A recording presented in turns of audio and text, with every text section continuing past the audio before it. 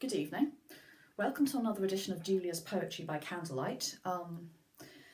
Tonight I'm reading from what is actually a very famous poem, It's called Two Loves by Lord Alfred Douglas. He was Oscar Wilde's lover, and this poem has been quoted many times and was used in the trials of Oscar Wilde, and there's a very famous line at the end, which you will all know. Two Loves. I dreamed I stood upon a little hill, and at my feet there lay a ground that seemed like a waste garden, flowering at its will, with buds and blossoms. There were pools that dreamed black and unruffled.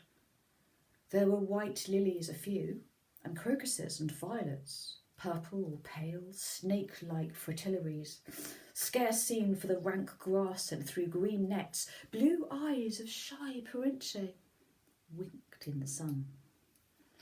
And there were curious flowers, before unknown, flowers that were stained with moonlight or with shades of nature's wilful moods, and here a one that had drunk in the transitory tone of one brief moment in a sunset.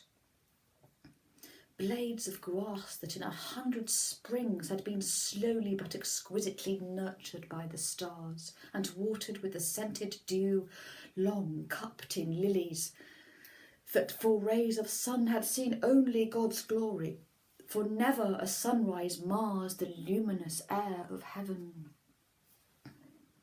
Beyond, abrupt, a grey stone wall, o'ergrown with velvet moss, uprose, and gazing I stood long, all mazed to see a place so sweet, so fair, so strange. And as I stood and marvelled, lo, across the garden came a youth. One hand he raised to shield him from the sun. His wind-tossed hair was twined with flowers, and in his hand he bore a purple bunch of bursting grapes. His eyes were clear as crystal, all naked was he. White as the snow on pathless mountains fall, red were his lips as wine spilleth that dyes a marble floor.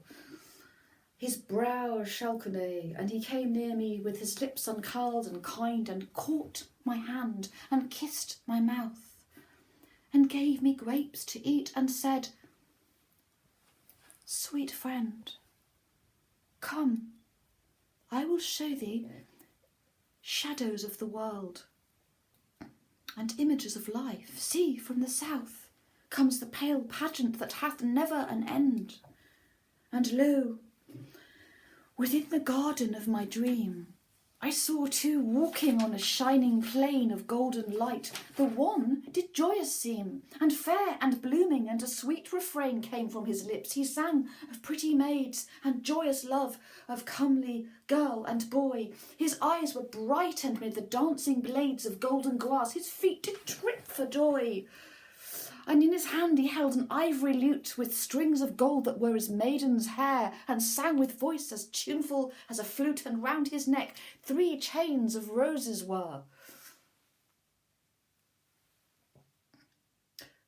But he that was his comrade walked aside. He was full, sad and sweet, and his large eyes were strange with wondrous brightness, staring wide with gazing, and he sighed many sighs that moved me.